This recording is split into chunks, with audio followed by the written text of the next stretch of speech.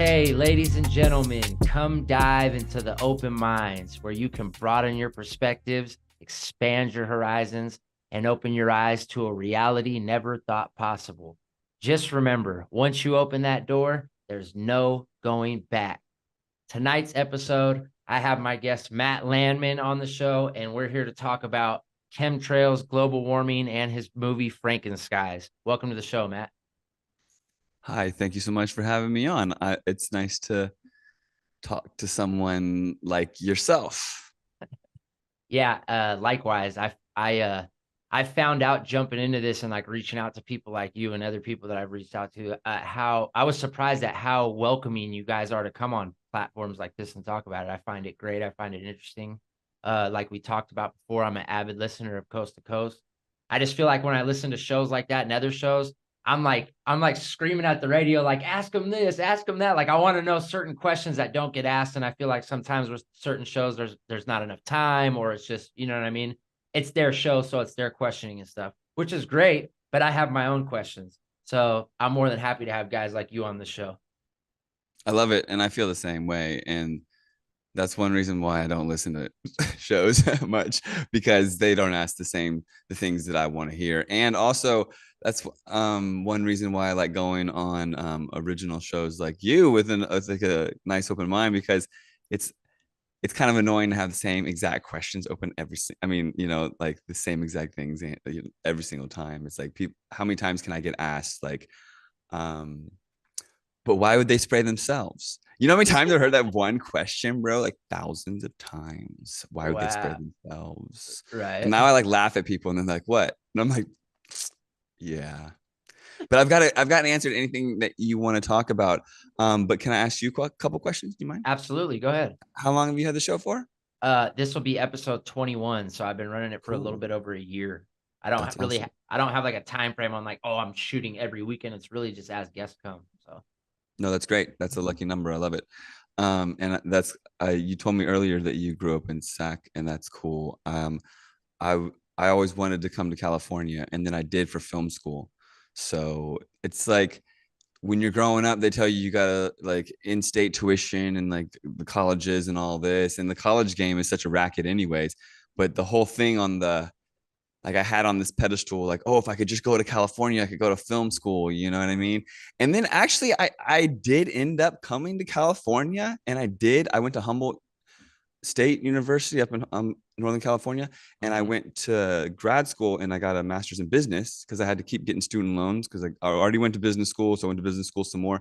But while I was doing the master's in business, I basically minored in film, and then I was able to make Frankenstein. So I did end up going to California Film School in the end. So That's awesome. Congratulations on your masters too. So yeah, thanks. So what I'm saying is I always wanted to be a Californian like yourself. I'm just saying, not really, like I love the East Coast and where I came from, but it was always this thing about the film, like everything else was just so glorified out here. It's not really like it is on the postcards, bro. But yeah, it's wild, the California like the vision. Now I'm in Oregon. I'm like right on the California border, and I've done the California thing, and I'm like, it's not even. I'm not, whatever. I've been all over the place. So how you said you went on a tour right now? What was your favorite city?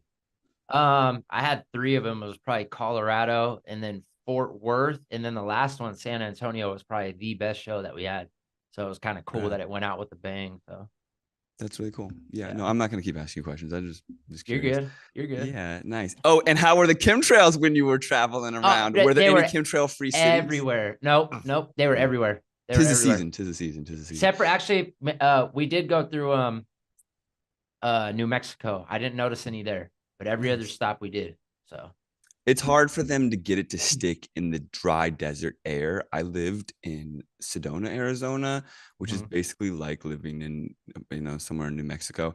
And when they spray, they really got to work at it to get it to do its thing. It's not like working with some moisture in when the clouds are coming by or on the coast or something like that. It's that you really got to work it in the desert, but they do it. I noticed that over the summer there weren't as many chemtrails, and I was like analyzing it, and I think it's because they wanted people healthy and happy. And then over the winter, they really spray and get people, you know, basically they bog down their immune systems with heavy metals and all this nonsense and everything. And then people get sick. And then they're like, oh, see, you're sick for these other reasons, but I think it's chemtrails and all these other things and 5G. You know, there's all this other How stuff how did rolling you out. how did you fall into this stuff? So I I went to Virginia Tech because I was growing up in Virginia, just on the other side of the river from DC. And then when there's just one random semester where there was just like I kind of was in a little trouble at school. I mean, it's just like they let you loose when you're 18 years old, bro, and the parents are like, "Oh, go on to college." They have no idea what you're getting your what's going. Anyways, after like a year in school, I was like, I'm gonna take a semester off and go home, go back home and get myself out of trouble for a minute. And that's when 9/11 happened. And Mm. so I was like I grew up right next to Dulles Airport where the planes took off and supposedly crashed in the Pentagon, you know, whatever, which didn't really happen. But so I Mm. was right there. And also my girlfriend went to Pace University. My first love was this girl, Christina Milagros Pagan. She's this Puerto Rican girl from the Bronx. She went back to New York to go to school. Pace University.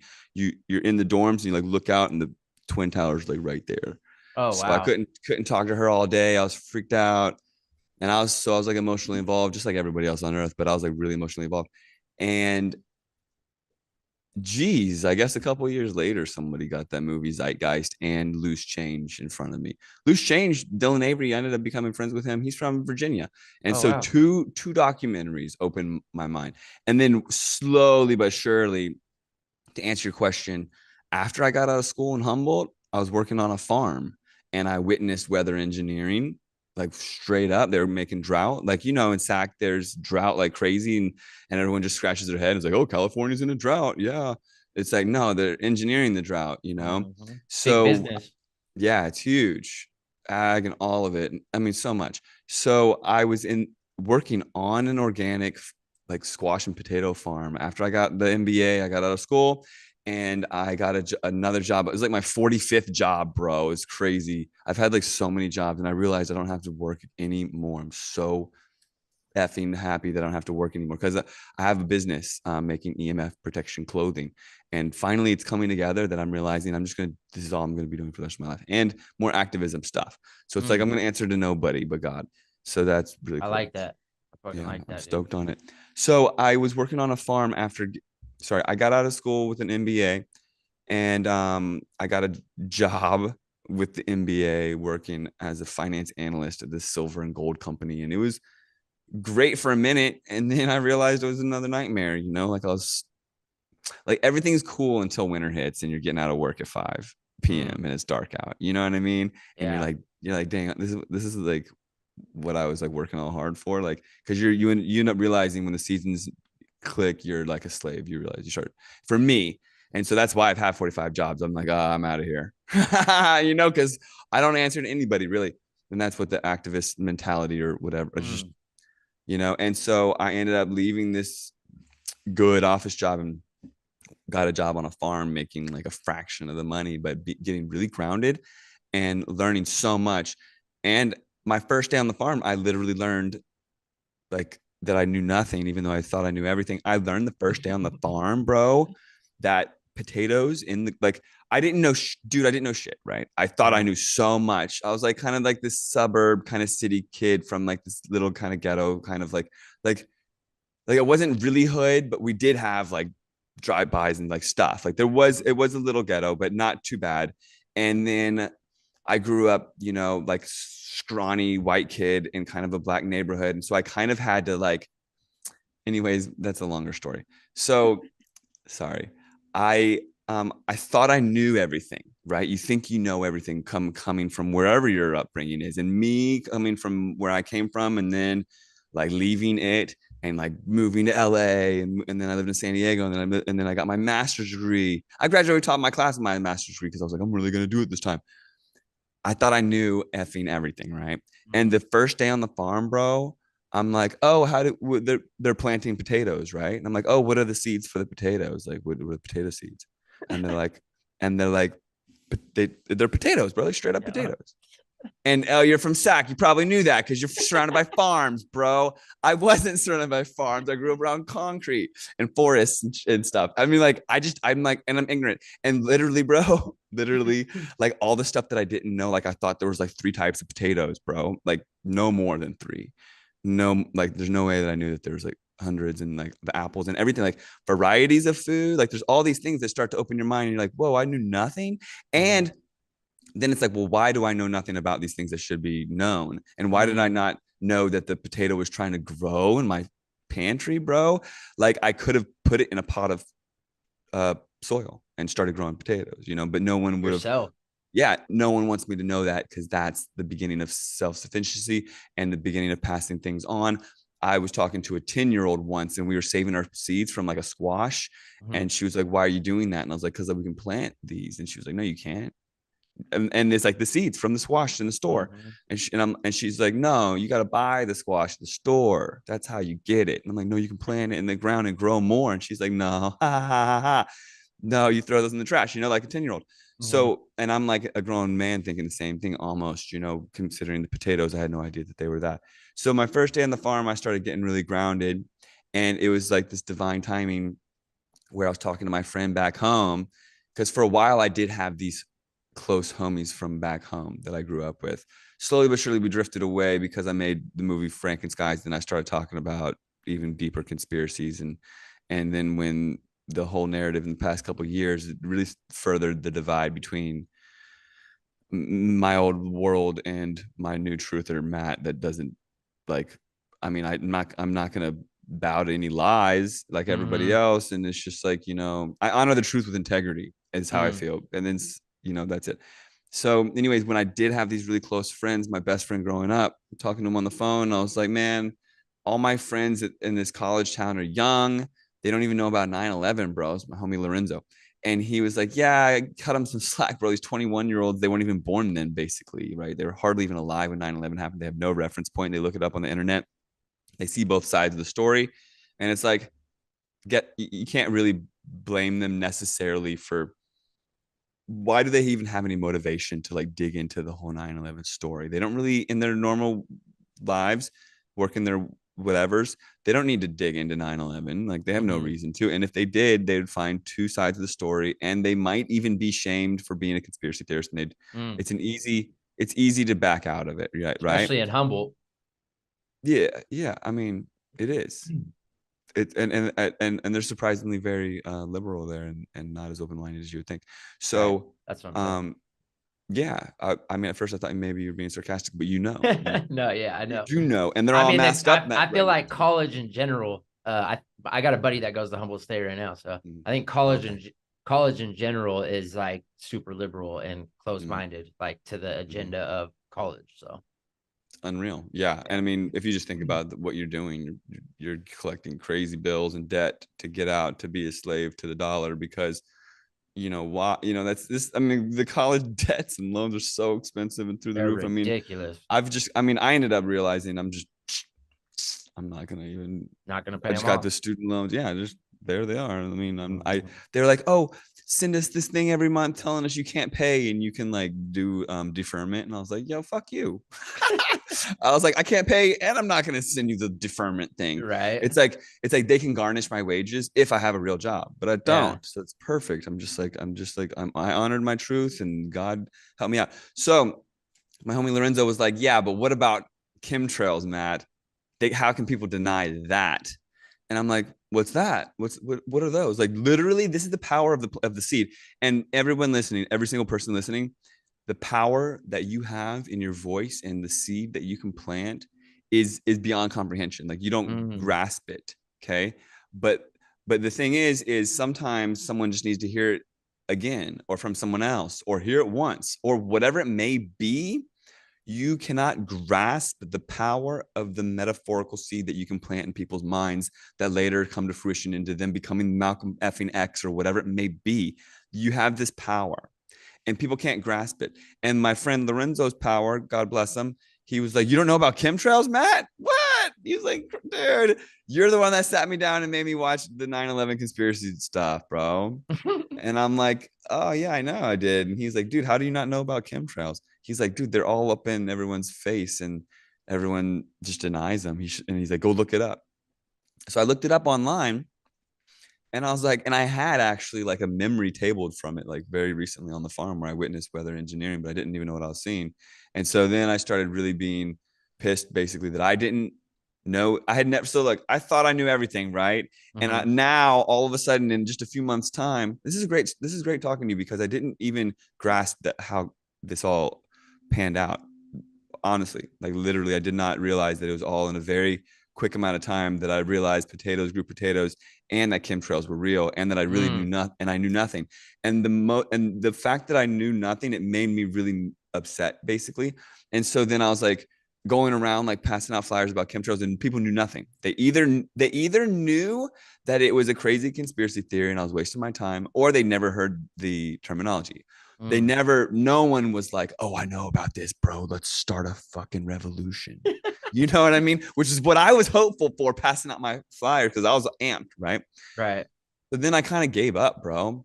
I slowly but surely gave up because I found online, and this is the power of, sorry, controlled opposition. Mm. I found online Mm. that people had already done movies about chemtrails. And I found online that there was already all these activists and stuff. And I was like, oh, someone's already doing it. Sweet. I don't have to do it. And even if it's not controlled opposition, it's like it's part of our programming, which is like the Hollywood, like, oh, Batman will do it, Superman will do it. Don't worry, I can just support them and applaud them. And Like, not worry about it. yeah, good job. Where do I donate? Right. You know, it's like fuck, dude, you gotta do more than that, bro. You gotta get up in the game. Like being the change is not a spectator sport. You can't just sit on the effing sidelines and act like you're doing something straight up. Right. So eventually, my story is I actually had this like I well, okay, here's the story is when I was like 15 or something, my alcoholic dad ended up leaving us finally, and my mom's crying about money, bro. And I was like, we got the Washington Post. I grew up, I'm probably a little, yeah, I'm a little older than you, 10 years older than you. I was born in 1980, October 23rd, 1980, in Denver, Colorado. And I grew up without the internet. And when I was 15, we still didn't have internet, but we got the Washington Post on our doorstep every day. And it had the business section, the money section. My mom was crying about money. And I was like, yo, there's this money section with stocks. And I was like, I'll just make money. Right. And so I started learning the stock market in 1995 and like hustling, just like I ended up getting in a lot of trouble when I was young because I was trying to hustle hard for my mom and stuff. But and whatever, that kind of thing, like make Hmm. money Hmm. and whatever. I get where you're Um, going. yeah, I did. I went to jail for like a month because it built up. I'd gotten a bunch of different little charges for just stupid stuff for like trying to you know help. But anyways, this is going somewhere. I started trading the stock market in 1995, bro. And then I did all right here and there and whatever. But what it did is like my life path. It's like actually a spiritual kind of journey your whole life if you look at it in a cool mindset from the right perspective. And so I started to learn gut instincts and cultivate my Mm. discernment. I had like street smarts and gut instincts, like for real. It's not that hard to like look and see who you don't want to like. You're like, okay, let's cross the street, or don't look at this person, or whatever, dude. Like MS-13 started moving into my town, which Hmm. is an El Salvadorian gang.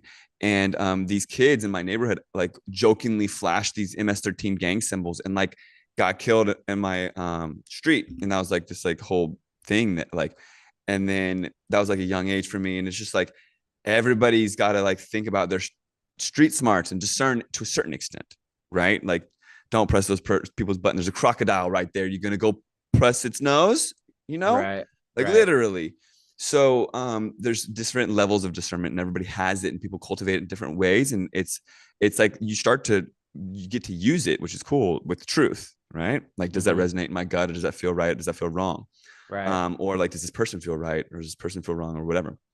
Or like some of the stuff that this person says feels right, whatever. So I started to really like I'd wake up in the morning, not so much in 1995, but when I got really, I was like living in Humboldt and obsessed with the stock market and trading it. And like, dude, that shit opens up at like 6 a.m., you know? Hmm. And when you're living In in California, California, yeah, yeah. when you're in Yeah. California. So I'm like waking up and I'm like, oh man, did I already lose a lot of money? Cause I was doing crazy things, options and stuff.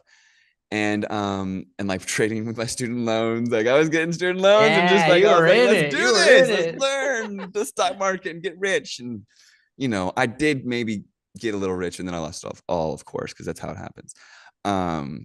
Dude, I was all up on so many good investments when I could talk about this forever, but I won't. But when Apple was first coming out with a phone, I was Mhm. like, dude, they're putting the iPod on a phone, yo. I was like, everybody, That's a Apple. gold mine. Bye, bye, bye, bye. It was like, and I got so involved and got too much. I got overextended in it, and then there was the real estate alt A mortgage crisis or whatever, and I got Lehman puts, and I got rich on the Lehman. I did so many things right and then wrong because I got See, greedy because that's that's the what problem happened. with business and with guys like us, the intuitive people who have emotions and feelings and strong feelings and stuff, is that you can't really have emotions and business mix. It's too much, and Mm, you end up losing in the long run.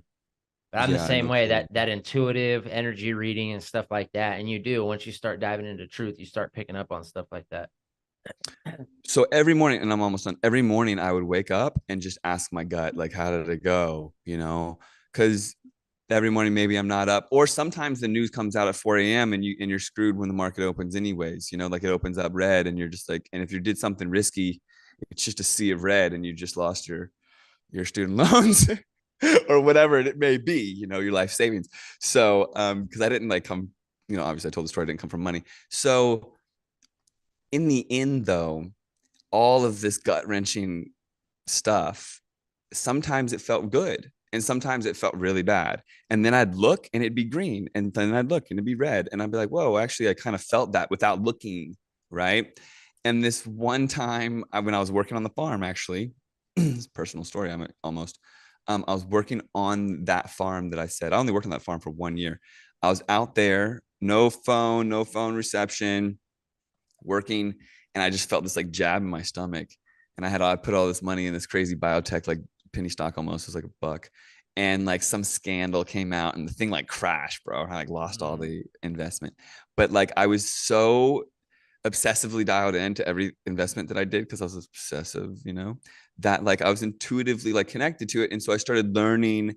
And that's how I really started to be able to get my gut discernment together. Like people cultivate it in different ways. You do Right. it like, you played poker for, whatever it is, but then you can flip it and take it to your advantage. So then I had this like gut feeling like that I had to, this is just kind of weird and out there and more spiritual. I had this energetic feeling like a gut instinct, like, oh, I did well in the stock market, that I had to move to Vancouver, Canada.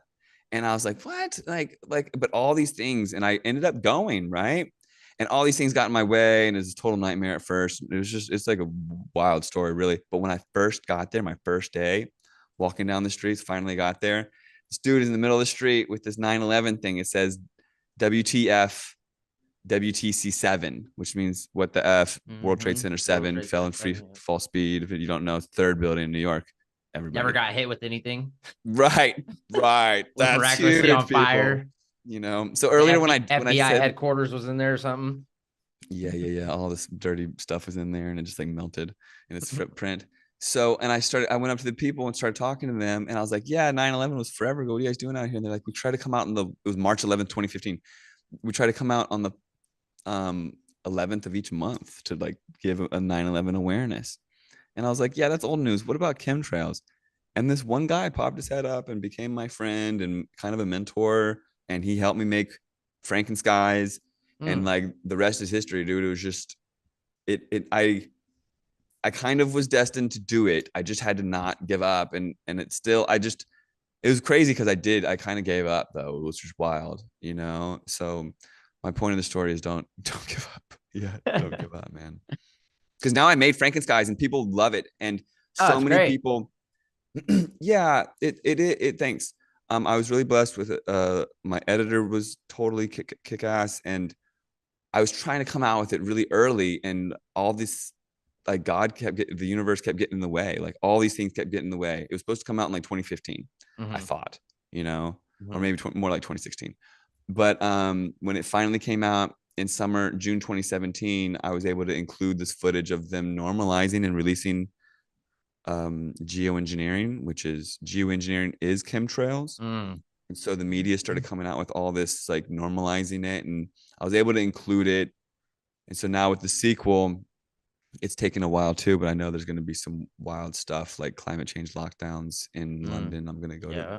go over there and try to get some crazy footage and maybe protest and try to stop it and all that sort of stuff. So I rambled a lot, and I'd like you to ask questions if you have any.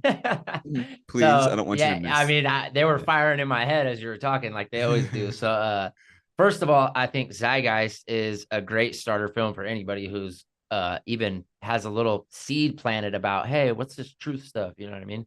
Zeitgeist is a great Mhm. start. I almost everybody that I talk to, at least maybe one out of three of them talk about Zeitgeist being an opener for them. Mhm. The seeds planted that you mentioned, um, there's a saying where we come from, and it's like you're not ready till you're ready. You're not ready to hear till you're ready to hear. You're not ready to see till you're ready to see.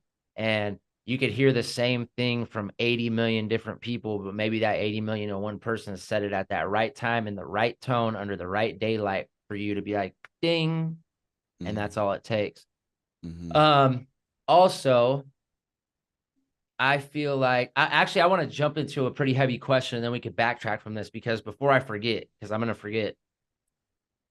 Have you found any evidence that they're spraying to block out any celestial events?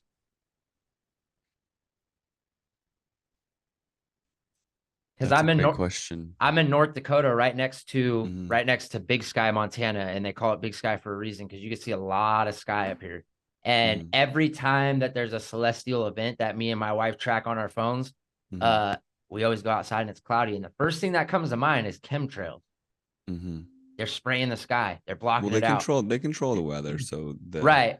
yes, and nothing is coincidence. I mean, the answer to your question is very much a yes. I don't know if you're on Facebook. I got my Facebook story is kind of, I've been getting really trolled, but I've got 70,000 followers on there, and I've created an amazing platform for people to be open-minded and talk. And my name's Matt Landman on there, and I do talk about that. So when there's like a full moon, I'm like, is anybody else noticing that during this eclipse or full moon or whatever, that they just came out of middle of nowhere and are blasting it and Mm. like making sure we can't. And yes, the answer, the long and the short is very much a big fat yes. So it gets a little, so my answer is going to get a little spiritual, and just cut me off in a second. But nah, please do go. Okay, so we're we're we're spiritual beings. We're going through this like physical experience. We have like souls and all this sort of stuff. It's like way deeper than we realize.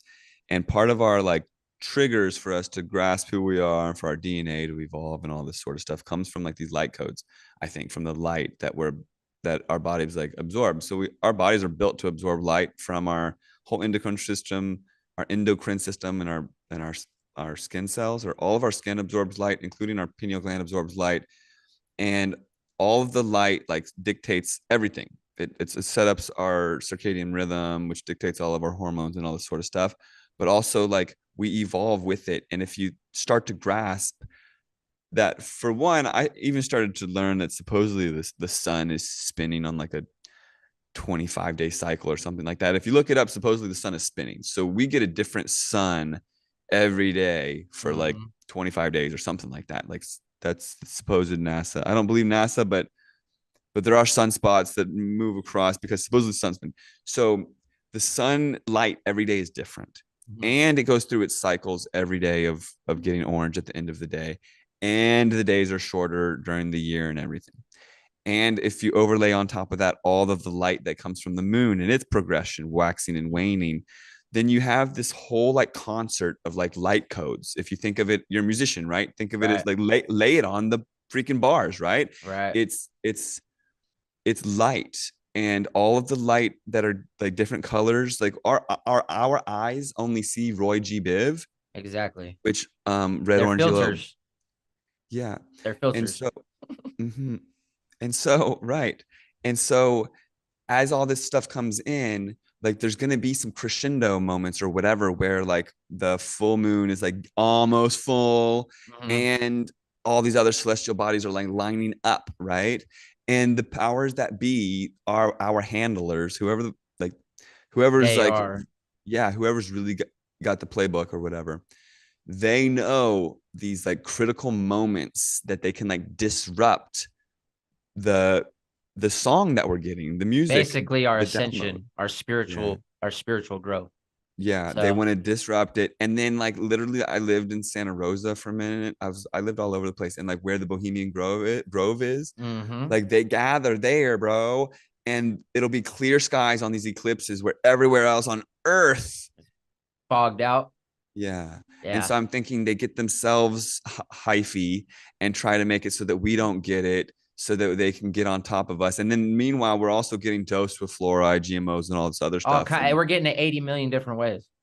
yeah, which is my opportunity to say, let this effing empower you because why are we under attack, bro? Like Mm, all of these things, list them all off. Like they want to get our children, they want to like line us up. And I mean, they literally want to inoculate with, I mean, they like the food, the water, the air, everything, you name mhm. it. We can't even Mhm. get deodorant or lotion without worrying about it being toxic or drink water. Chemicals. Yep. Yeah. So why are we under such A fierce attack? siege. It's a Yes, siege. it's Yeah. literally why are we under siege? It's because they are shook, bro. They are scared of us. Mhm. They, literally, everyone has to grasp this. Do not be a victim. Do never play victim to any of it. Never go outside and be like, "Oh, the chemtrails." Be like, "Oh, you're that scared of me? Yeah. You want to play like that?" And when Yeah. they spray lower, be like, "Oh, you're really that afraid?" And when they build another 5G tower, be like, "Oh, you're really that shook?" You know, Mm. dang man, you must be really afraid of my potential because they are.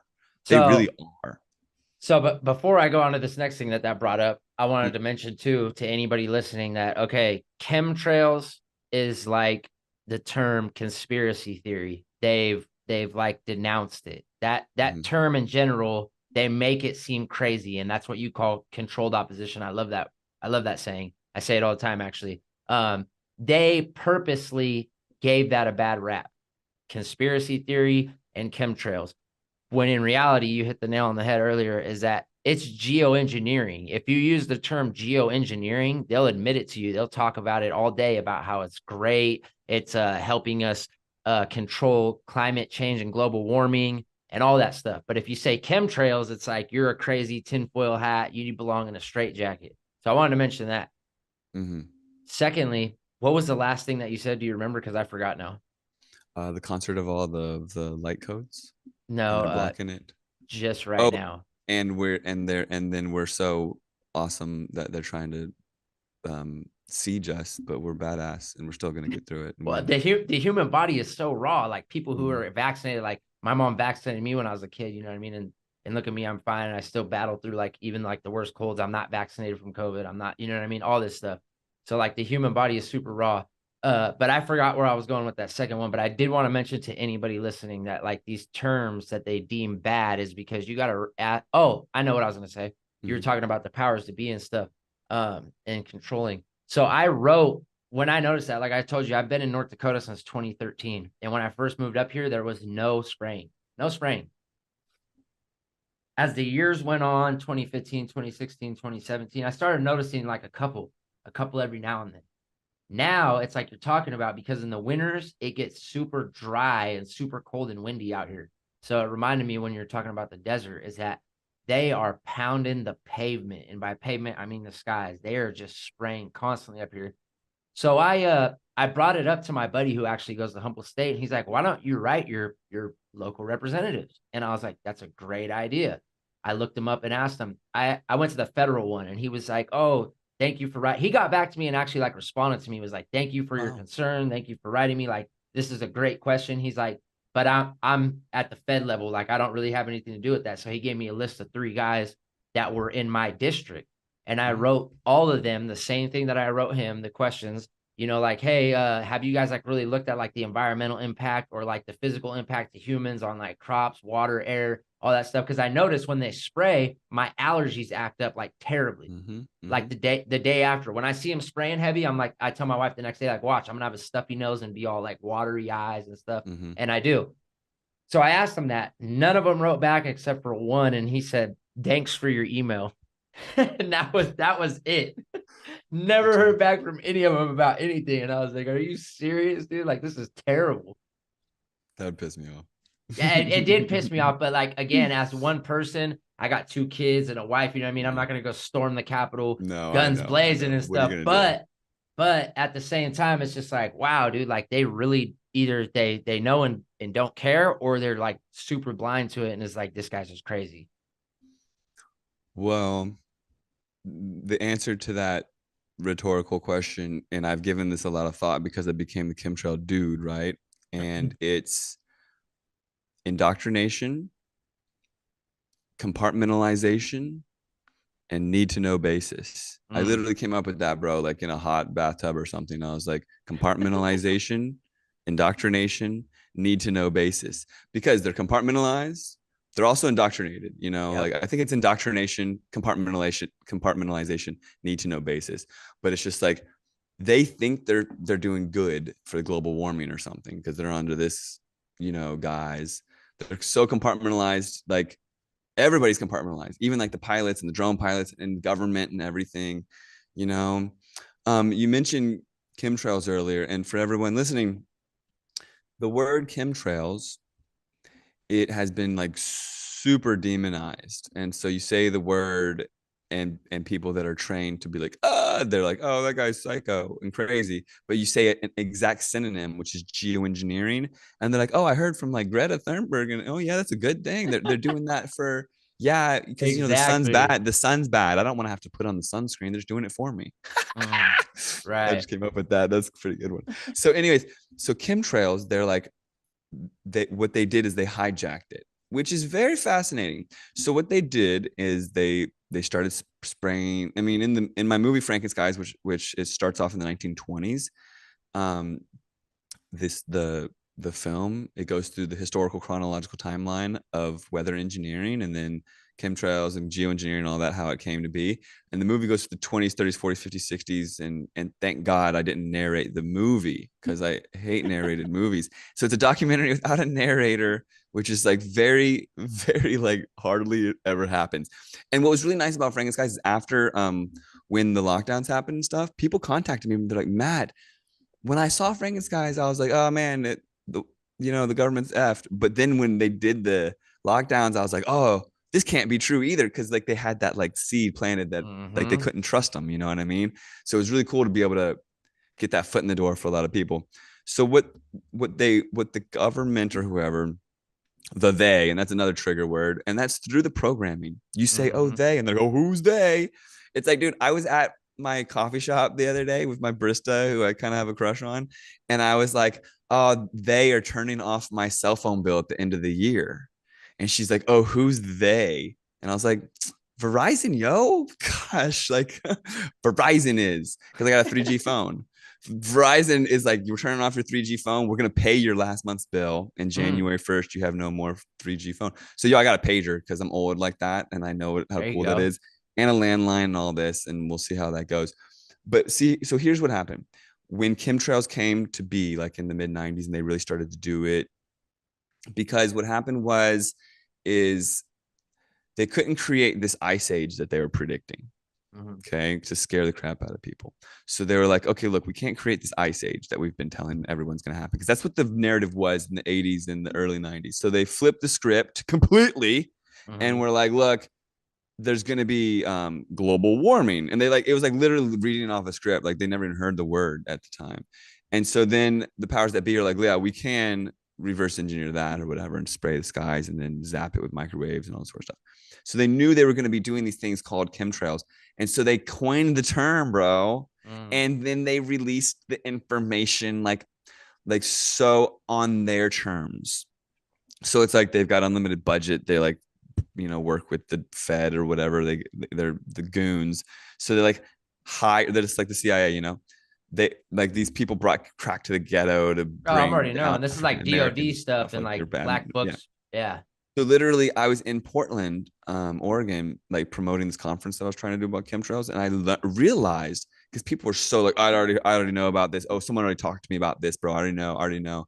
And I started to grasp that this is what they do, like straight up. This is what they do, and you guys aren't gonna believe me, but this is what they do.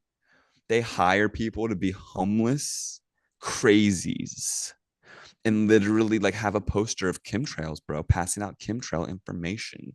And Mm. they're like covered in crap. They smell bad. They're homeless Looney Tunes. And they're in every major city in your entire country, bro. Everywhere, especially on the West Coast. And Mm-hmm. they're like, you got to know about this. You got to know about this. Chemtrails, chemtrails. Look at the sky. They're killing you. They're spraying you. They're killing you. They're spraying chemicals to kill you. That's Mm-hmm. it. They're not going to tell you that they're engineering the weather. They're not going to tell you what's the nitty gritty of really what's going on at the deep of it. Are they spraying chemicals to kill you? Kind of, yeah. But they're going to get to you and create the first mental pathway in your brain from A to B, which is when someone says the word chemtrails, you're going to remember that crazy homeless person on the street Trigger. every time for the rest of your life, bro. Mm. Or they'll put it in a movie or whatever, and they'll control your mental construct, your mental cognition, your mental concept of the terminology of the word. So I come along and I'm like, chemtrails, da, da, da. That's why I made up the word Frankenskies, bro. I made up the word Frankenskies. I'm really Mm. proud of it too. You go on TikTok, type on Frankenskies, it's got hundreds of thousands. Same with Instagram, hundreds of thousands That's of tags badass. and Facebook and stuff and whatever. I just got really lucky. I was in the perfect time, perfect place, and whatever. And like, I mean, it's not like I'm Franken's food, but Mm-hmm. that word, it helped to get people not all obsessed with the freaking word chemtrails. Cause it's like the movie was basically gonna be like chemtrails or getting you or whatever until I came with Franken's guys, like like how's it gonna, you know what I It mean? gave it structure. Yeah, it did. It gave it like something else. It gave it a different mental pathway. So people were like, oh, that crazy homeless, the way that they get us is so good. And like, I don't know if you said that you and your wife had a kid, but if you ever watched children's programs, it's Mm-hmm. so much more easy to see the programming and the Oh children. yeah. So they'll be like, we should really start eating crickets, like, and you're like, whoa, they're It's not even like, protein. for the kids, they don't play. They just like plant the seed because the Yep. kids, because now it's like in their head and they're like, oh, but it's under like some friendly because it was when like Teletubbies were running around. They're like crickets, crickets. You know what I mean? It's like, oh wow, I love crickets and I love to eat them, right? Because the Teletubbies did. Jesus. It's like no, they got to you first. They got Mm-hmm. to you before I could say the crickets are bad, or an activist or whatever the truth may be. They got to you first.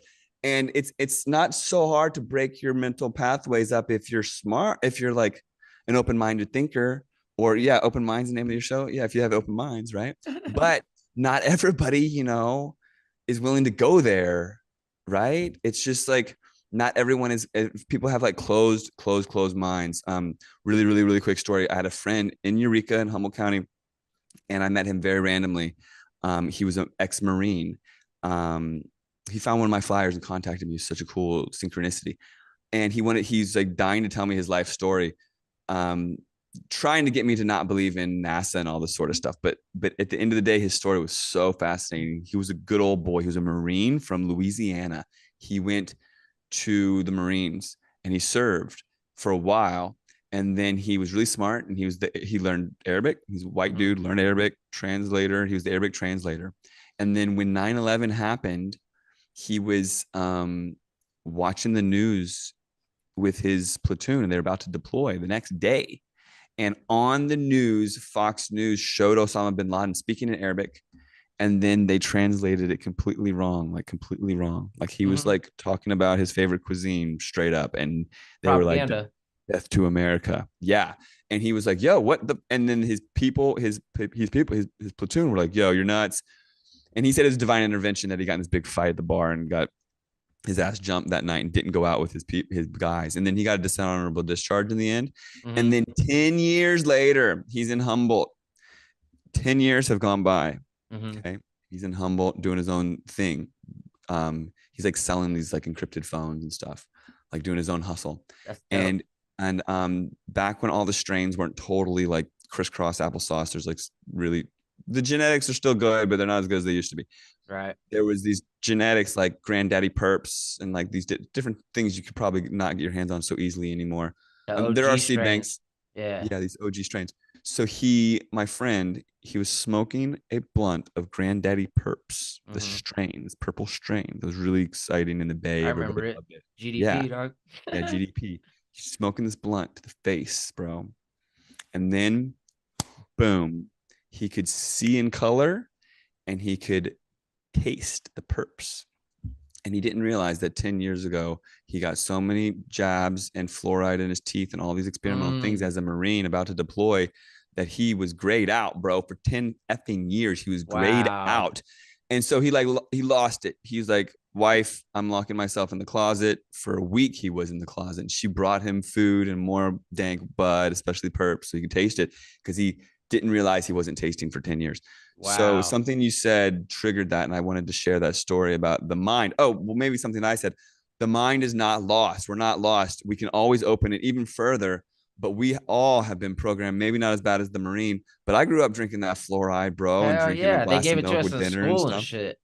Dude, a lot of schools, like they stopped it and walked around and gave everybody pills of it, like big ones, Dude, they you were know? huge. Yeah. It's like, what's that about? No, it's good for your teeth. It's like, Yeah. oh, the people that didn't have that, their teeth are bad, right? Right. Excuse me. There's never been a single study showing that it's actually good for your teeth. So, so the chemtrails, a lot of people want to know the who, what, why, where, when, how, so they can convey the message to their friends and family and peers. Because people ask questions, and you don't always have all the answers. So you can tell them, look, I don't have all the answers. I can relay you to the movie Frankenstein. And I do hear that they're spraying aluminum, barium, and strontium because people test rainwater after really heavy spray days, and it's beyond corollary at this point. Like ordinary citizens have had to take science into their own hands Yeah. because the EPA and all that sort of stuff doesn't look out for us because all these things have been co-opted and bought. I mean, like basically after 9/11, everything went out the window. Like Oh everything yeah. got black ops and like Congress doesn't even know where half their money goes towards. And it's just like, but even before that, we were already kind of slipping, I guess. But now here we are. Welcome to the new world. Oh, and another thing I just want to say really quick on a really side weird tangent is there's a huge hijacking of humanity going on. I noticed like with the movies, we had like the 60s, 70s, 80s, and all this different film stock. Every single decade, we had different film stock, different music, different styles. Hmm. Now, right when we got to 2000, we had 9/11, and then when we got to 2020, we had these lockdowns and stuff. But like, has anybody ever said anything about the 20s or the 30s or like how humanity, like, oh, people in the 20s are like this? Like, we're like like, it seems like we're being stripped of all of our humanity, just replacing it with tech. Oh And yeah. that's kind of like the hijacking that I see that's going on. It seems It's like an evident, transhumanism. yeah, it's an evident, planned transhumanism hijacking. And I just want my decades back, man. I do too.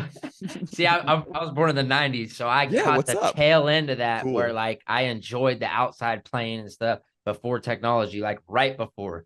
Like I Nice. got just the cusp of it. So Good I job. know exactly what you're talking about. I mean, I wasn't anything that I did, but yeah. No, I'm Uh saying I'm glad that you got to experience yeah, it. so I want to go back to something that you said too about your buddy saying that he was trying to convince you that NASA's full of shit. Mhm. I mean, he's right. When we right when we were talking about like the energies and then blocking out the celestial events and stuff, and you were saying that like NASA says that it spins and stuff. I mean, in my opinion, it's like forget NASA because if you're a truther like me and anybody else listening to this show, you've probably dove into Egyptology and ancient people, Mesopotamia, all that stuff. So like you probably know to some degree that like the ancients thrived off that off energy from the celestial events and like seasons and eclipses like you talked about and stuff like that.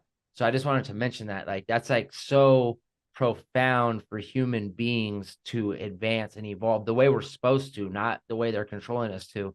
They probably knew the days too. They probably like, oh, this is the day. Let's all go outside and like bathe in this energy kind of thing. Exactly. And like how Yeah. you were saying at the farm, like you got really grounded. Did you ever work that farm barefoot? Like did you actually get grounded? No, but if you put I was thinking about it just the other day. If you put your hands in the dirt, then You're getting grounded. you're getting the same grounding, just the same. Absolutely. Um, no, I'm from the city. Got to keep my shoes on. Yeah, that's it. That's I mean, Sacramento's pretty much city too, so I feel the same way. It was really until like a year and a half ago that I really started like trying out the barefoot thing, and it's just periods. I'm not like walking around like what's his name from Dual Survivor, like 25 years barefoot, but Mhm. um, yeah, I definitely there is something to that. So There's something uh, amazing to it. I really quick, I had a because I go on these shows and people reach out to me and stuff. I had a friend from New Mexico with a sports injury. His knee was busted, and he mhm, learned about grounding. And he was like, "Dude, I just went and dug a hole, and I just started burying myself in it." And after like years of this like chronic injury, like it was like 30 years ago, like from high school football, he healed wow, himself just from burying himself in the ground. Because like there's this there's a Schumann resonance of like 7.8 hertz that like fine tunes all of our organs and all of our cells and everything in our body. We're electrical beings. We mhm, shouldn't be wearing rubber soles, and we should be grounding out that energy as much as possible. I even started carrying grounding stuff, grounding mats and stuff at my excellent, EMF company. But like that word tree huggers, yo, they mhm. demonize, they flip everything that's good. They flip, like, I just realized recently the peace sign is upside down. Everything's inverted and like messing with us. And then we agree to it and think that we're like, it's actually just flipped. Everything's flipped. So tree huggers is actually good. You know, I grew up thinking that astrology was all super bunk, but I'm learning that it's beyond. It's not at all. Yeah. Not at all bunk at all. So I think you obviously watched the dimming, right? Yes, yes, most Okay, most so that was kind of like the first I knew about chemtrails and stuff like that, but until like I really dug into them, like I've heard the term and I was looking at them and I was like, oh yeah, they're spraying the skies. Like I was all on board because I was already well into truth when I heard that. But that's kind of the movie that cracked the gate open for me on like really digging into it. And it was hella funny because I was working with a buddy one day and he's like, man, these clouds look really weird. And I looked up and I think I sent you a picture of it on Instagram, but it was the radio wave clouds after they did mm. done spraying and then they shoot the 5G radio waves through it or the HARP radio waves. Uh, and I just went off on a tangent with them on the same thing like your buddy, like, dude, you don't know about this? And I just started going in on, I'm like, watch the dimming, this and that. And this was before I heard of you or Frankenskies. So that was And kind of those what, go ahead. that's awesome. And I saw we were going to start to interrupt you, but I think often when I see those ripples, I'm really suspect of what they're interfering with. Like sometimes when it's a full moon and then they go and blast the chemtrails in front of it and then they zap it, I'm like, dude, they're really trying to disrupt. I mean, like, I don't know the best metaphor for that in a musical stance, but that would be like that'd be like you playing your music and me coming and putting like speakers in between, right? And Playing blasting something my totally shit. different. Yeah. Exactly. Exactly. Yeah. So let's break that down, okay? Because this is my interpretation of what Hmm. they're doing on a like a layman's term. Okay. Hmm. So basically, these drones or these manned planes by conditioned pilots fly around and they spray the skies with these heavy toxic metals and other solutions. And their idea is that they're blocking out the sun. They're ultimately creating the what is the term? The Greenhouse effect. greenhouse effect to block out the sun to cool the earth. But not only are they just spraying, but they're shooting radio waves through it as well to like to dissipate it or to like to make the screen stronger, basically. They So zap it to like suspend it. In their eyes, they think they're suspending it, I think. And like making okay, the screen, yeah, yeah, yeah. Like making and the screen so less strong. there's these scientists that are there's like a few scientists that are like the head of this stuff that they're showing at least because they're not showing their whole hand obviously, but the front runners, these guys are Mm, these scientists and they're like super proud of this, and I believe that some of them actually think that they're doing good because they're egotistical, like they want to be the first one to be like, my name was accredited to saving global warming, you know what I mean? mm-hmm, Like mm-hmm. that, it's just human nature when you get into a position of power. So there's these scientists that are backing this with scientific paperwork, and they're getting, like you said, unlimited funding to do this and to keep throwing these papers like, yeah, it's working, even if it's like 0.00000%, it's working. Mm-hmm. So break that down into what is really going on based on what I just said, because that's like the layman's term or like the quick idea of what I see going on. Well, you pretty much nailed it. So what they do, they, is well, here's what goes down is they'll prime the sky with these short trails that I think are barium, and they'll be zigging around with these short trails, and people are like, oh, that's just a con trail, that's nothing to worry about. The con trail is another play on words. It's a con. Mm, Those engines up there are just propellers pushing air, and there's no hot air coming out, and so there's no contrail at all. And people are addicted to the thought that there's hot air coming out because they think there's a lot of jet fuel burning, because they think that these big fat engines, they're called high bypass turbofan jet engines. They were perfected around the 1960s by Rolls-Royce and General Electric, and by now they're just these big fans that are creating lift over the wings. They're 2 tons of steel and titanium. They slammed into the Pentagon and didn't even break a window or a blade of grass, mm, but they are really big.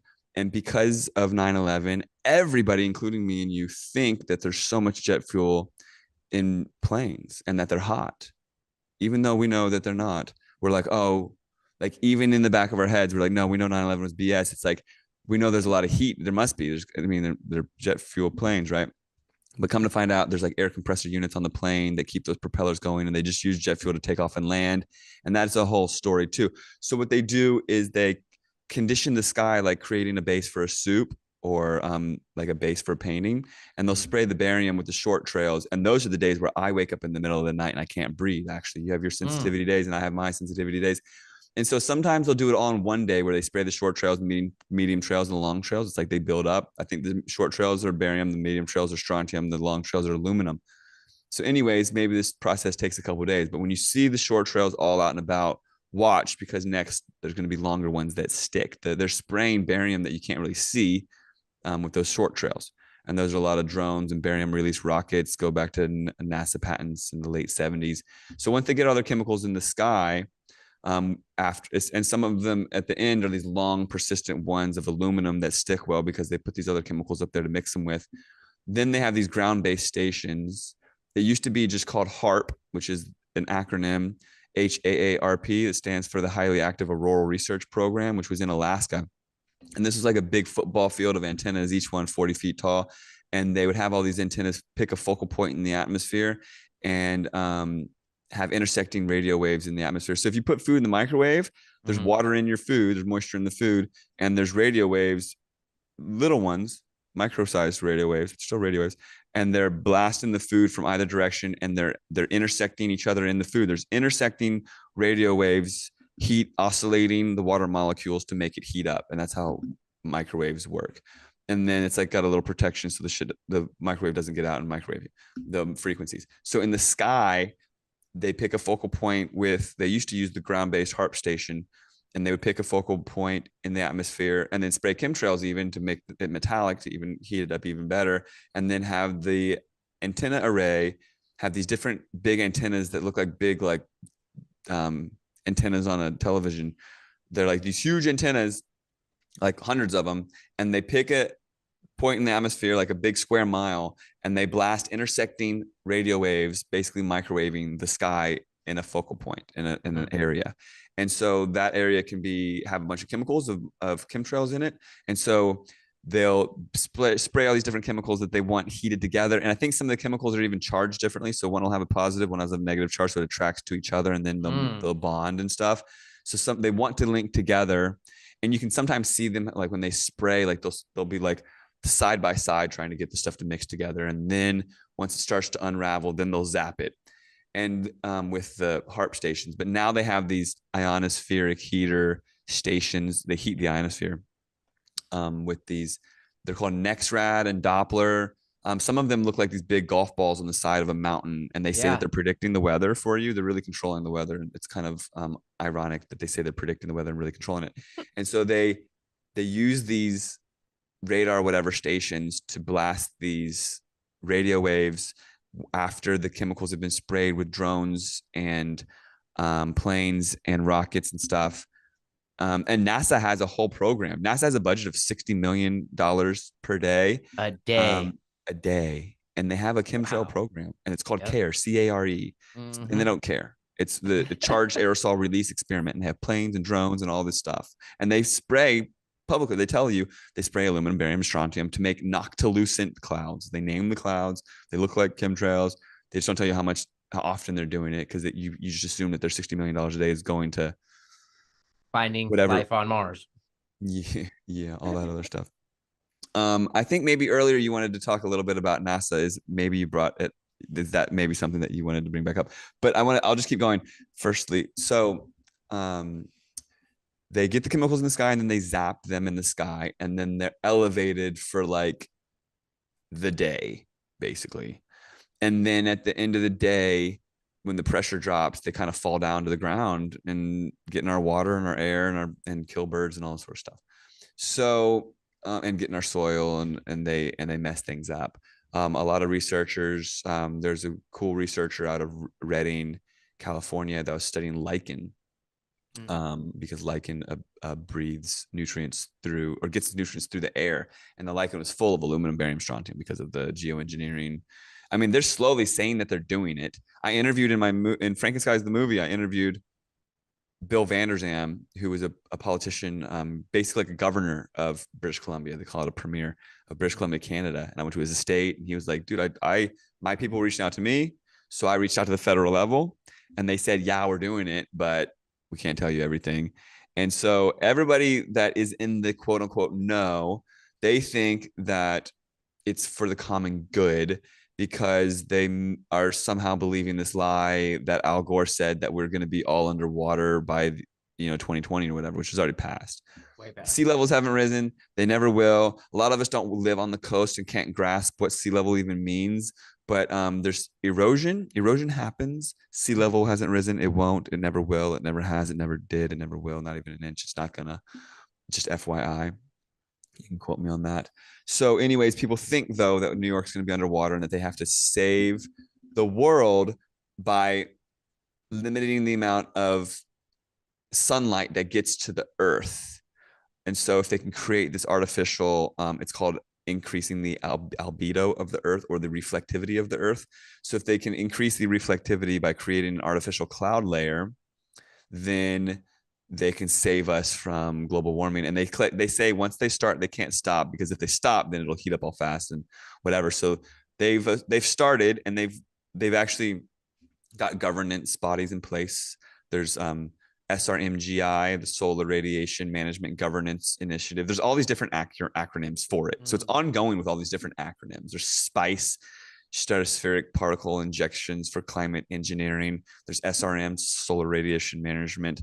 There's a bunch. SAI, stratospheric aerosol injections. All these are synonyms for Let me ask geoengineering. you this: what Yeah. do you believe would happen if they just cold turkeyed, stopped right now? You think we'd Uh, get hit with like a massive like weather, like no. Mother Nature punching back? Nothing. Everything balances itself out, and probably the deserts would start raining. It'd be amazing. Nothing Mm, bad would happen. Like right. that's all fear mongering, and they don't even know. They say it's going to be all bad if they stop. That's just fear based. I can almost guarantee that it would just the hydrological system has been totally fine without our interference for quite some time. The hydrological system needs not our interference and never Mm. has and never will. And all of this, like, oh, we're going to create a high pressure bubble off the coast to steer the jet stream and all this. It's all weaponized. I mean, if you see what they did to Texas, if you see what they did to Florida, it's all weaponized. California. The Yep. drought, yep, California. The California drought, for those that don't know, has been a totally weaponized thing to consolidate ag, and like slowly but surely, farmers have to give up.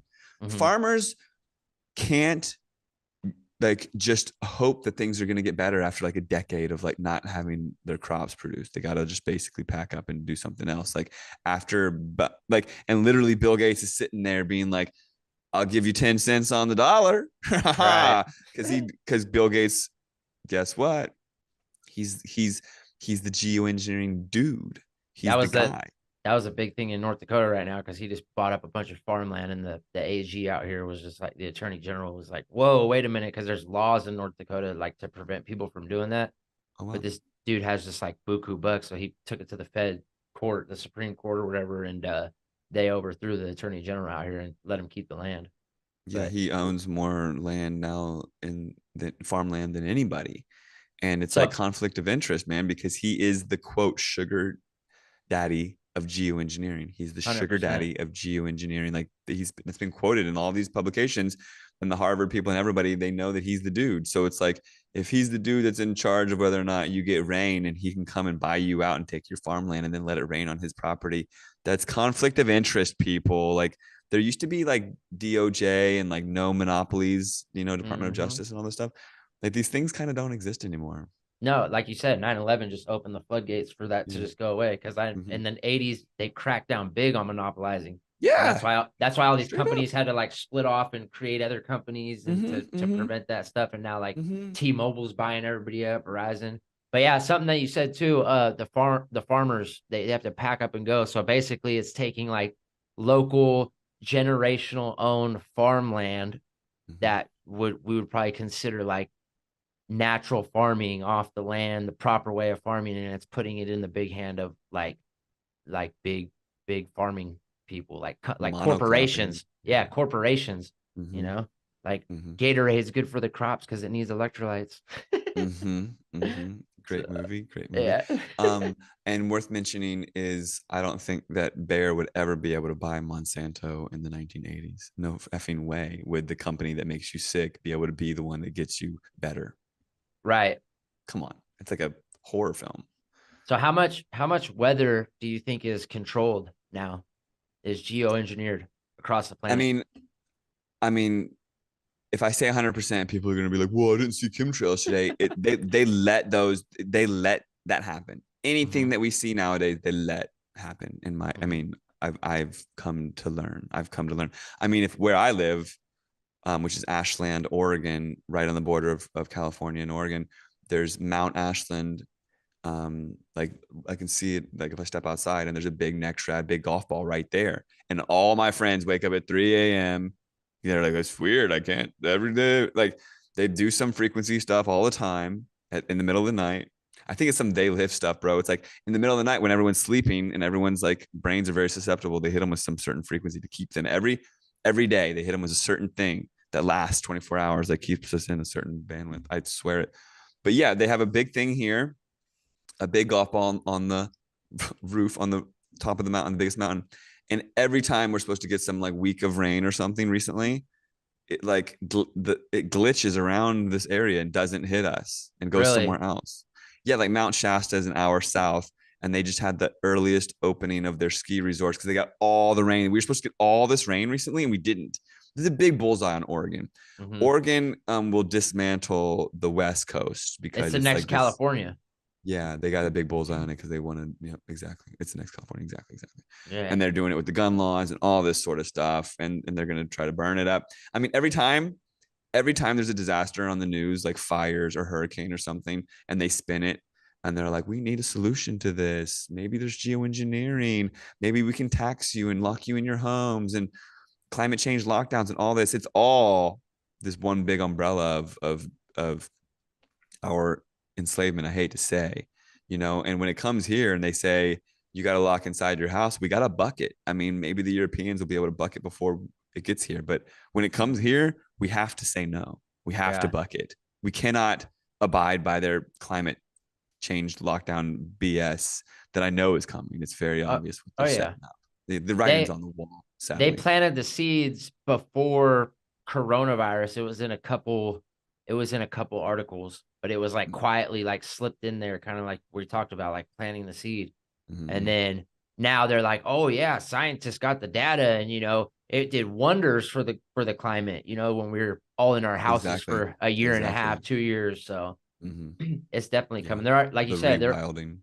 yeah, they're already planning to do it out in London in a suburb, right? Or something like that. Yeah, Oxford, the whole county of Oxfordshire and the city of Oxford, they're going to make it a 15-minute.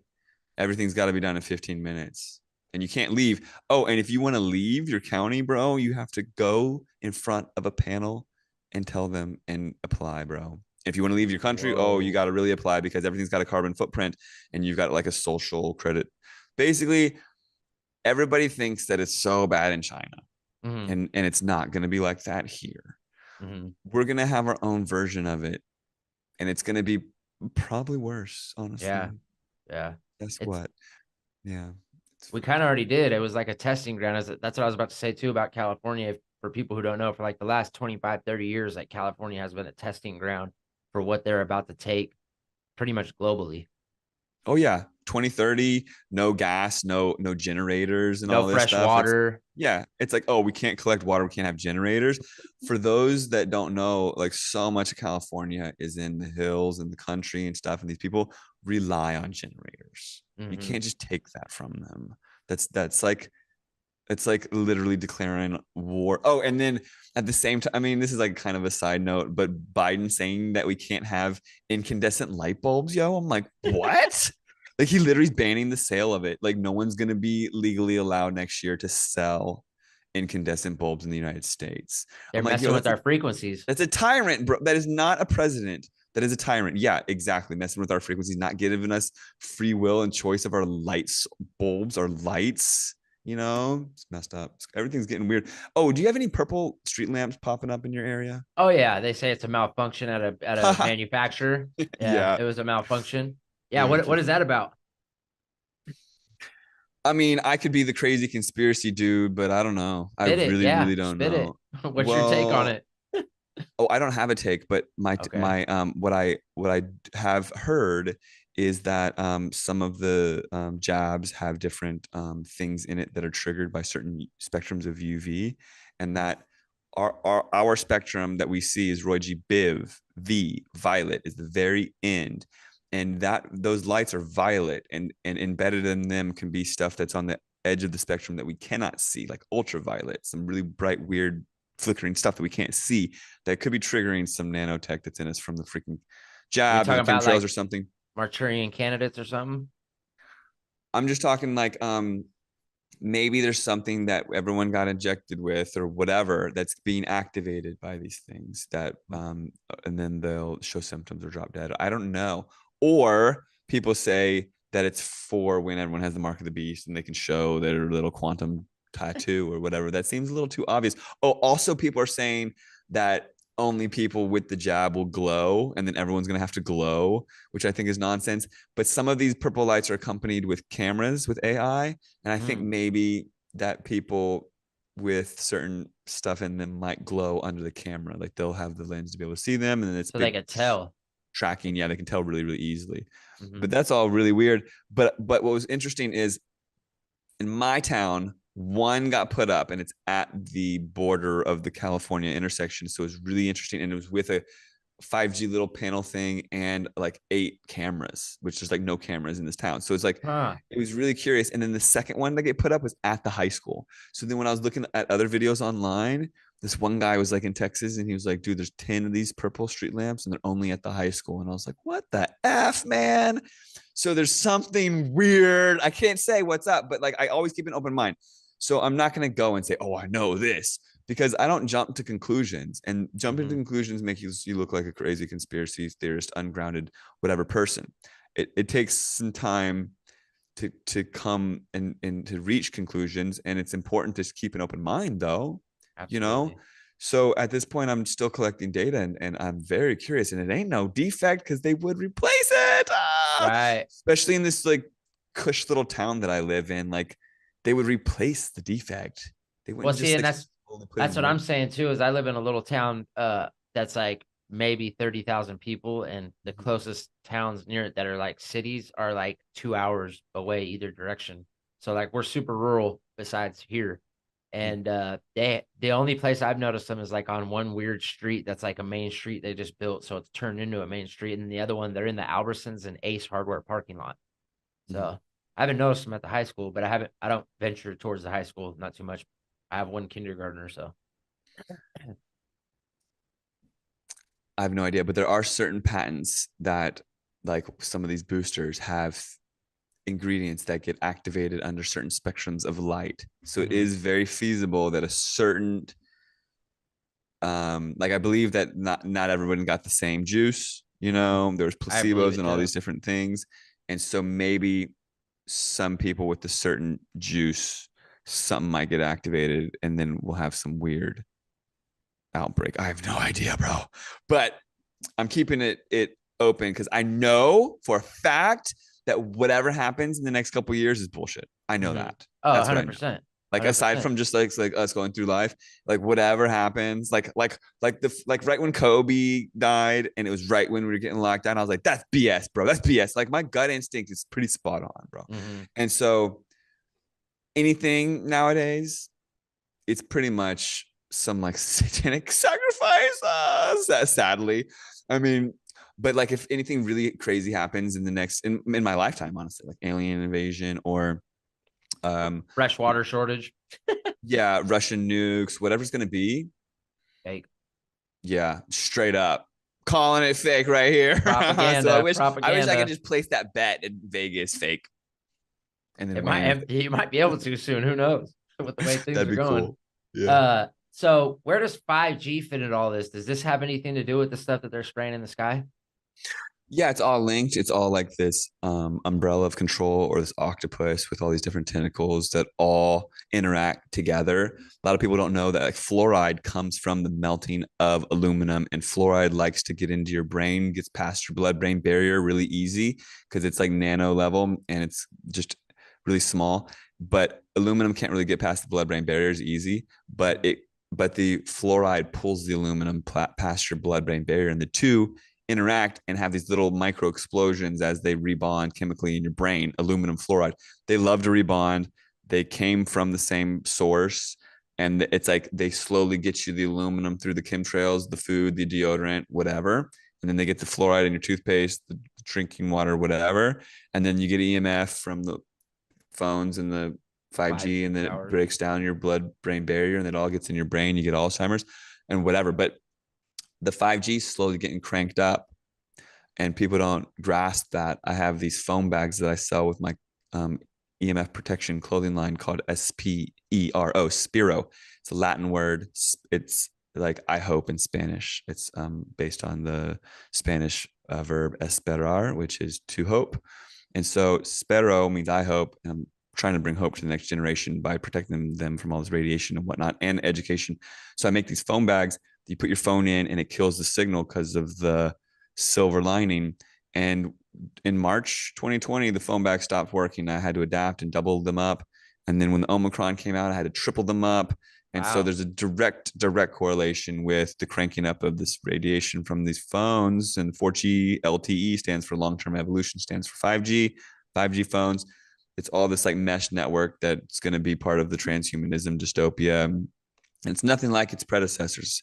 It's a new form of radiation, and it'll probably make it so that kids can't have kids in the future. It's like Mm. really predatory because it's a really small wave that I think attacks reproductive organs specifically. It was this technology was first made as an active denial system, ADS, in the military, and they made this military sized military grade frequency wave, a millimeter in size, that absorbs just into your skin and hits your nerve endings. And so it's a frequency fence, an invisible fence for insurgents in Afghanistan and Iraq. And it just looks like a Humvee with a freaking 5G tower on it. It's unreal. Mm. And they made it so that that 5G frequency, basically millimeter carrier wave, would anybody that came in the vicinity of it, their skin would burn. Well, they tweaked it for 5G and it absorbs below our skin, it absorbs deeper, it absorbs Mm. into our bodies, and it doesn't go through us, it absorbs right into us. And I think it's going to be pretty bad for people that are around it a lot and then are born, I mean, conceived, born, and raised in it.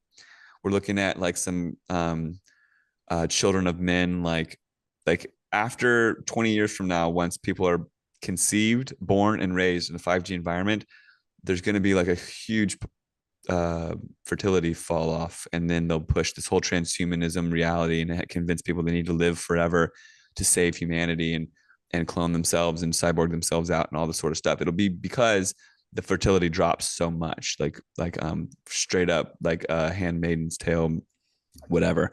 So 5G, it plays a huge role because it's all up in all of that stuff, and then it probably activates chemtrail stuff, and it even like can keep the chemtrail stuff elevated in the sky. If you got 5G microwave towers everywhere, they want these things every 500 feet. Every five, that's what I heard. Every Yeah, 500 feet for it to really work. yeah, because the carrier wave is so strong, and they want self-driving cars and all the stuff on it. They really can't push it as strong as they want to, unless it's every 500 feet. So if you've got a freaking crazy 5G tower every 500 feet, it can actually get that chemtrail constituents that are being zapped in the sky to try to elevate them. They can zap it at ground level and elevate them. And then we're in like a soup of it. You know what I mean? Like they can get it to be It reminds me of horrible. like the movie Fifth Element. Yeah, all of this is out of dystopian That's movies, yeah. man. All of it. And See, what I and that's realize is, programming. I feel like that's yeah, programming. it They is. put It they is programming. put little hints in us and stuff. And you want to talk about the days? If you dig deeper into this, for anybody who hasn't listened to my show, this will be like the third episode that I talked about is the they who actually are controlling it from another planet or other beings or whatever are like super into karma. So Mhm. they do that. They like tell you, it's like if I told you, hey man, I got $1 million, but I'm not going to show it to you. Like you might laugh or be like, you're full of shit, but I told you. So it's not my Yeah. fault that you don't believe me. It's the same thing with these guys in this movie. Is like they super believe in karma. So they're like, hey, we're putting it in Hollywood as science fiction and stuff like that. But we told you, so it's not our fault that you didn't believe it. Like we're really doing this stuff to you, and it's really going on. It's really real. They do disclose, and it's part of their sidestepping of karma, and they get away with it because they make it as a joke or something like that. Or And it's science fiction, so, yeah, entertainment. yeah, they created a whole genre of sci-fi. Wow. And the ridicule psychology and all of it. It's very fascinating what they've been able to do to the human, psyche and the construct. And we're very easily programmed, and we're very easily like unprogrammed, and we're like almost godlike once we start resonating in truth. So this is what I think that they get us resonating with in lies, lots of lies, and that's like a backstop for like our god being. Basically, it's like if we were resonating in full truth 100%, then we'd be like creator beings, and they know that. So we have this like backstop so that if our resonance is mucked up with like falsehoods and lies, then God would never be able to, like our creator, the universe, whatever, it would never let us rise to our fullest potential if we were resonating in lies. Then we'd just be creating crap, and it would be chaos. So I think they know that, and the more that we can weed through it and resonate to our fullest potential, learn to discern, learn to trust our gut, and rise through it all, the better. You know what I mean? So what's next for you, Matt? Frankenskies 2 climate chains like shackles. And there's frankenskies2.com. And I'm working on that slowly but surely. And I'm going to go to London and try to buck that, maybe get arrested or something. Who knows? Because I'm not going to do that, what they say. I'm going to say no to their thing and show the world it's messed up. I don't know what's going to happen over there, but I do have a very strong calling to go over there Mm. and bring my awareness and my products and stuff. And yeah, so that for sure. And then also EMF awareness and protection and whatnot. But in the spring, I'm finally gonna get Frankenskies, the first one, and get it on tour and give out a bunch of DVDs and do this kind of like West Coast kind of loop. I'm gonna do as far as Colorado. I've got a lot of contacts now, and I'm looking to do like a dozen movie screenings, at a bunch of cool little spots, Oh kind of wow. like your hip hop, but not at all. No, that's But great but though. in a sense, yeah. And then I can make some really cool contacts and interview some people.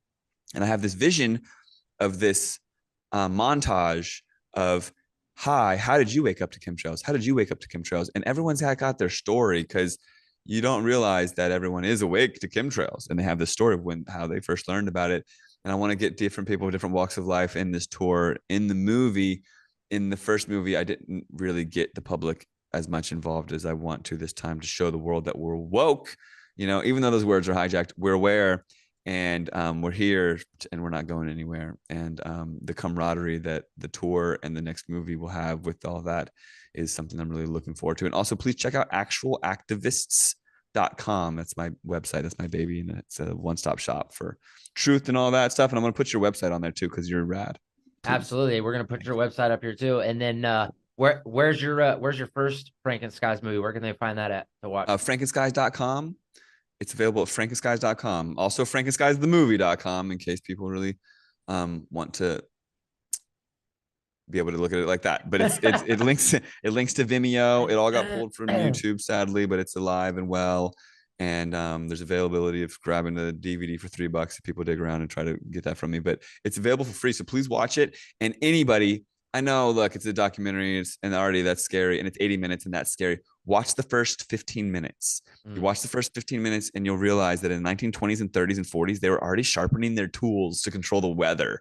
So why would they stop? You know what I'm saying? It's the U.S. government. Think about it.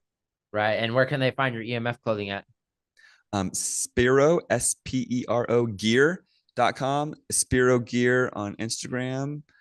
And yeah, take a look over there. There's a blog on there, a lot to learn. Even if you just want to check it out, it's pretty cool. It's armor, silver armor to protect from this next BS we got to deal with, sadly. But How often do you wear it? me, not so much, man. I'm all wired. If I go out and about, I'm cool. But like, I got wired internet. I got a pager. Like I said, my 3G phone's getting turned off. I don't have a smartphone. I got no Wi-Fi. I got a off like a landline. I got multiple landlines.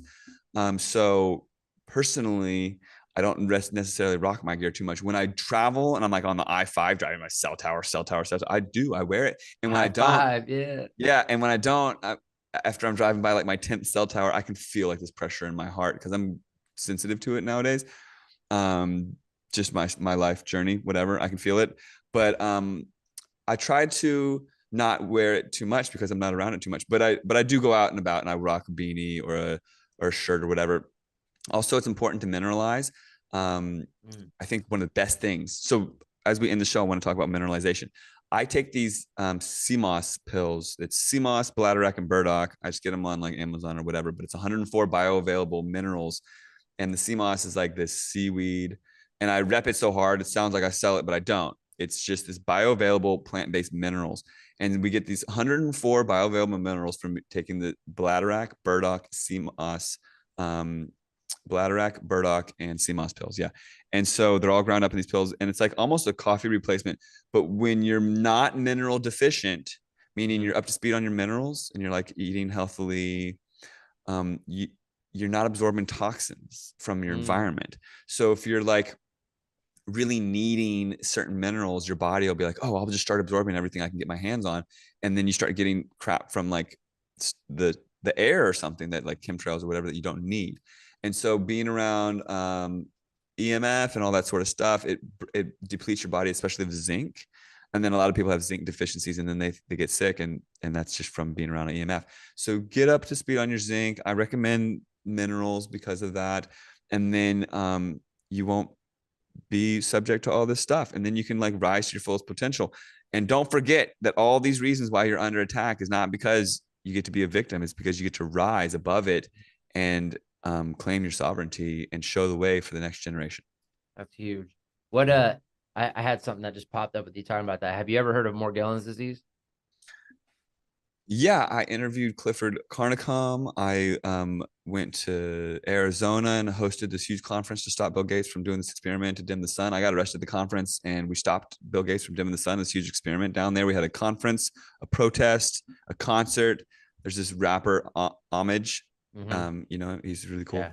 He came down and Clifford Carnicom is like the main researcher on the Morgellons disease, and it was first deemed by psychiatrics as a total mental case and that it wasn't real.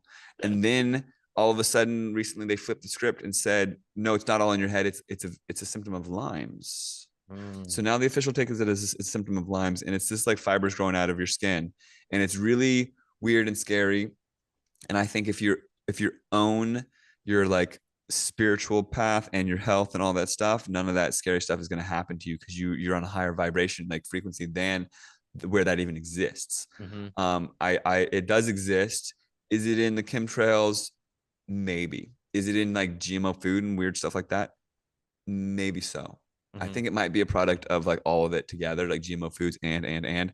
It is weird, and I don't really know. And I was considering doing a big thing in my movie about it, Mm-hmm. but because it's so like kind of fear based and whatever, I don't even know if I'll mention it. But it is real, and I do table it, and people have reached out to me, and it's very important to have a strict. If you do have it going on, if you do have it going on, you have to have a very, very, very strict alkaline diet. You got Mm. to drop the coffee. You can't drink anymore, and all these sort of things.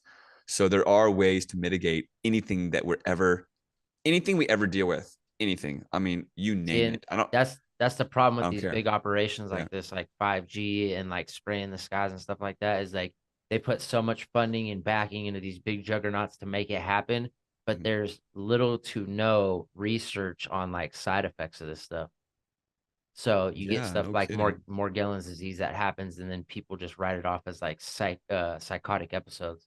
You know what I mean? Because there's no scientists or doctors being paid to like really look into this stuff and see what's really going on. No, man. They'll pay to like get you chemoed out and like not. I mean, there's so many things we could just do a whole show on all that nonsense. I mean, dude, not to go on a crazy tangent, but a few years ago, I was able to look up Coca-Cola like is bad for you Hmm. and find that like Coca-Cola can like obliterate a penny over a few days and like Hmm. science experiments, right? So I do this like daily truth blog on my website, Actual Activist, and I wanted to talk smack about Coca-Cola and the Hmm. same search terms that I used to type in Coca-Cola bad for you.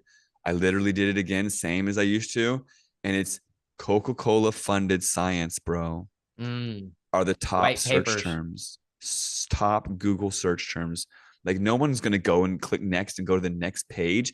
Literally, these were research studies funded by Coca-Cola saying that Coca-Cola is more hydrating than water because their human trials, the people when they drank the water, they urinated the water out, but when they drank the Coca-Cola, they It urinated less stayed. fluid. Yeah. So Mm. that it's more hydrating. It stayed. You're funny, bro. I can tell like very little bits about people when I do their shows, but I can tell your sense of humor just from like little things like that and the idiocracy quote. But you're cool and I love you and I appreciate that you do what you do. And I hope that you keep doing it. Thank you. I appreciate that, dude. That really, from people like you, that really means a lot. That reminds me, that Coca-Cola research reminds me of like the DuPont conspiracy in the dark waters and stuff. Yeah. They See, of did course you can research, drink it. right? Yeah. Oh yeah, CA, it's actually good for you. Yeah, Mm-hmm. no, that's crazy. But hey, man, I want to thank you for your time. Mm-hmm. Hopefully we can get you back on the show and we can talk about some other stuff like that, like more Gellens and go deeper into 5G and maybe your EMF clothing and stuff. Like those could all be episodes in themselves. So Mm-hmm. I look Cool. forward to I would that. love to have come back. And on a really personal note, I was having like a really rough day, and I even leading up to the show, I was having a really really rough day. And then meeting you was cool because you're Robbie Diesel and you're not some fake ass. So I appreciate you, bro. So thank you very much. You really made my week, bro. Like for real. So thank you. That means a lot, bro. Seriously, I'm glad that I can do that. And thank you for making my show better, me better personally with the knowledge, and everybody else who's willing to listen.